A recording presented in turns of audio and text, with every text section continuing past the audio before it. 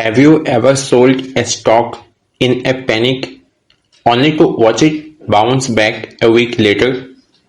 Or held onto a loser for months, telling yourself it will come back eventually? If that sounds familiar, you are not at bad at investing, you are human, and that's exactly what today's video is about. Welcome to Fintelliq. Traditional finance textbooks assume investors are perfectly rational, that we calm, weigh all the facts, and make the optional choice every time. But real markets don't work that way. They are driven by fear, greed, and handful of predictable mental shortcuts that trip up even experienced investors. By the end of this video, you will know the 6 biggest cognitive biases, wrecking portfolios, 3 emotional traps behind every market cycle, and 6 practical strategies to fight back. Let's get into it.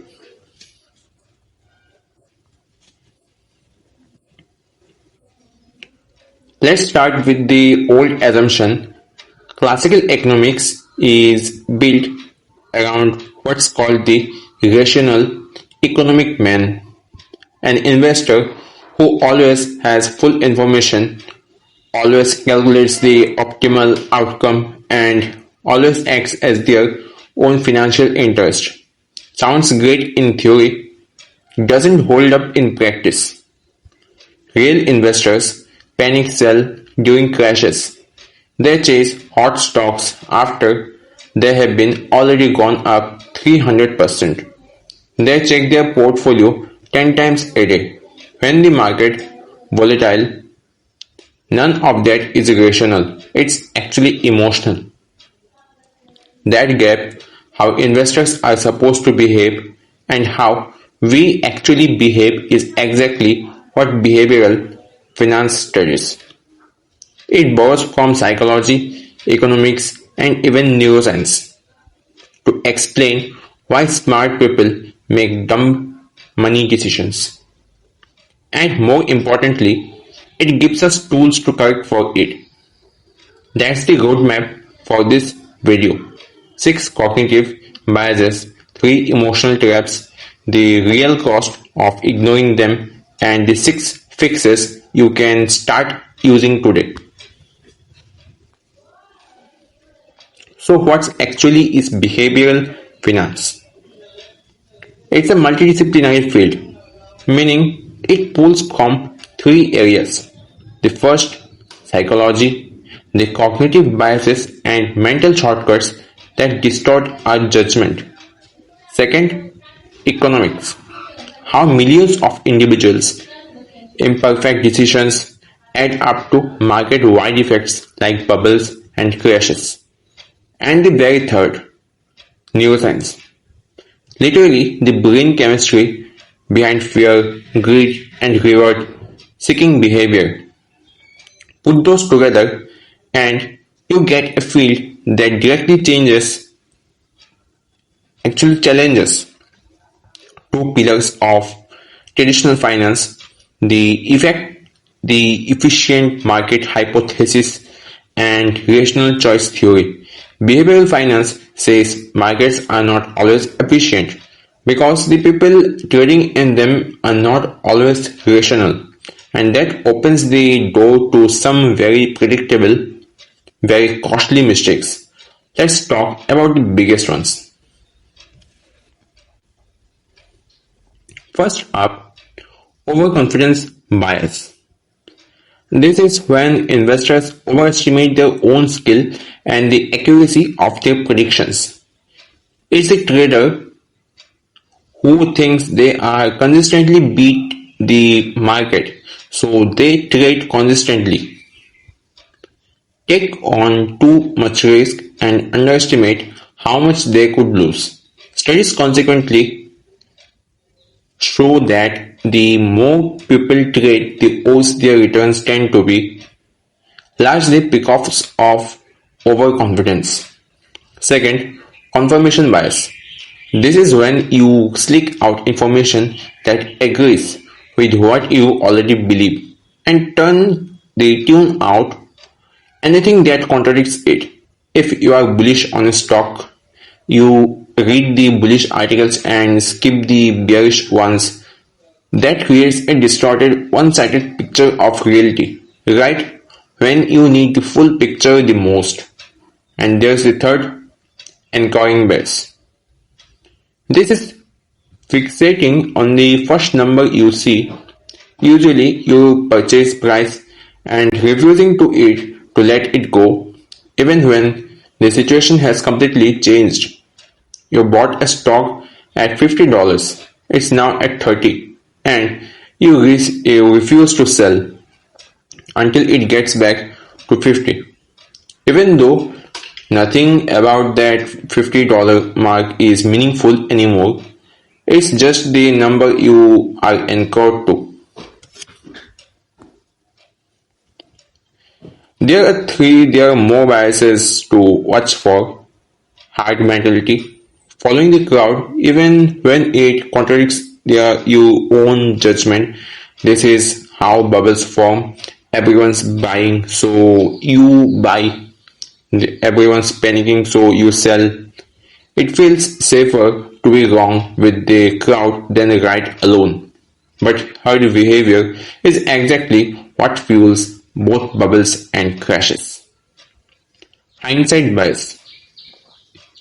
After something happens, we convince ourselves it was obvious all along. I knew the crash was coming. I knew that stock would take off. The problem is this false sense of foresight makes us overconfident about predicting the next move, and it stops us from honestly learning from our actual mistakes. And the availability heuristic, overweighting information that's vivid or recent, dramatic crashes. Headline sticks in your memory far more than a boring statistic about the average market returns. So after a scary news cycle, investors often perceive far more risk than the data actually supports and make decisions based on fear of what's fresh in memory, what's not what's actually statistically likely. 6 biases down. Now let's talk about emotion. Biases distort your thinking. Emotions hijack your decisions entirely. Here are the big three. Loss aversion. This is one of the most well-documented findings in behavioral economics. The pain of losing money hits us roughly twice as hard as the pleasure of gaining some amount.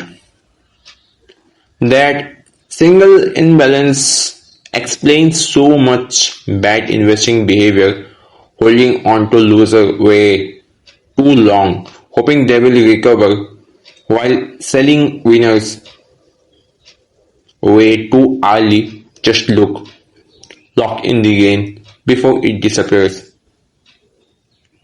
Fear and greed. The two emotions that drive entire market cycles. Greed convinces you to chase speculative assets, ignore the red flags, and pile into risk during a bull run because everyone else is getting rich. Fear does the opposite. It triggers panic selling during downturns, which locks in losses at exactly the worst possible moment.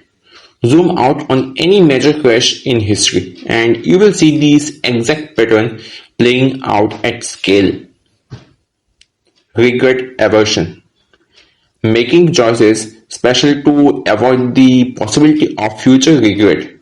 Sometimes that playing it too much, too safe, avoiding an unconventional but potentially great investment because failure would feel embarrassing. Other times it means blindly following the crowd because being wrong with everyone else stings less than being wrong alone.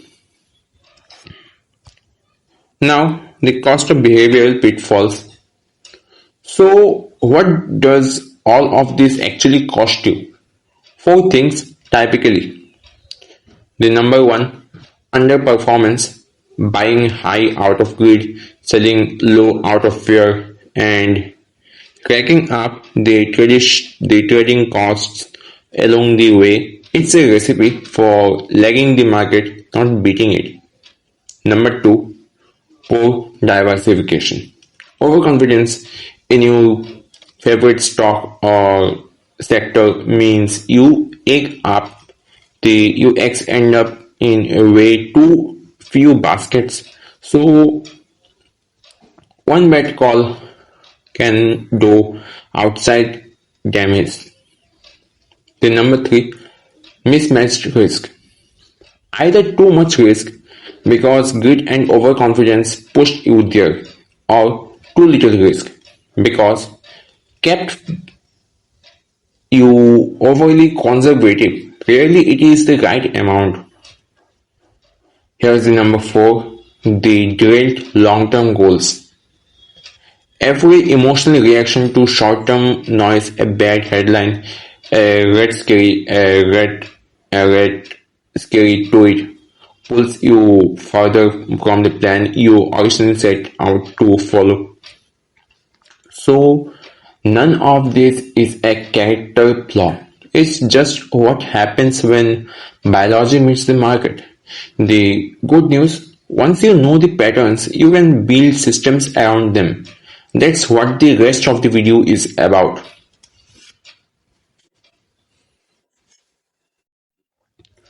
First fix. Build a disciplined investment plan. Decide your goals, your time horizon, and your risk tolerance before the market gets volatile.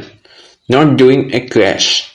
When your emotions are running the show, write it down, stick to it. Second, diversify your portfolio. Spreading your money across different asset classes, industries, and geographies directly counters overconfidence and anchoring, because no single position can single-handedly wreck your plan. The third, automate your investments. Setting up automatic recurring contributions, dollar cost averaging, takes emotion completely out of the equation. You are not deciding whether today feels like a good day to buy. The system just does it consistently, regardless of headlines. Fourth, seek objective advice. A good financial advisor is not just picking stocks for you. They act as a behavioral coach, someone who can spot your blind spots and keep you disciplined when your emotions are pulling you off course. The fifth, keep a trading journal. Every time you make a decision, write down what you did and why. Over time, patterns emerge. You will start to see your own recurring biases in black and white, which makes them much easier to catch before they cost you money. Sixth, focus on fundamental, not noise. Base your decisions on actual research, company fundamentals, economic data, long-term trends, instead of rumors, media hype, or whatever's trending today. The noise is loud, but it's rarely useful. Here's the big takeaway. Markets are not purely rational, and neither are we. That's not a plot to be ashamed of, it's just information. Once you know the biases you are prone to and the emotional traps waiting for you, you can build habits and systems that protect you from your own worst instincts. That's the real edge in investing, not predicting the market perfectly, just making fewer and the avoidable mistakes than everyone else. If this video helped you see your own investing habits a little differently, hit the subscribe button. Fintelliq puts out research-driven finance content just like this every week, and let me know in the comments which bias hits closest to home for you. I will see you in the next one. For now, thank you. Bye.